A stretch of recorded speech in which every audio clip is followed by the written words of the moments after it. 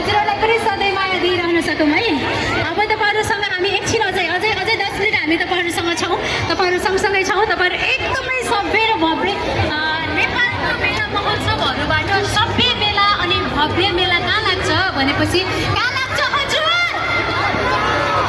धनगढीमा सभ्य मेला अनि भव्य मेला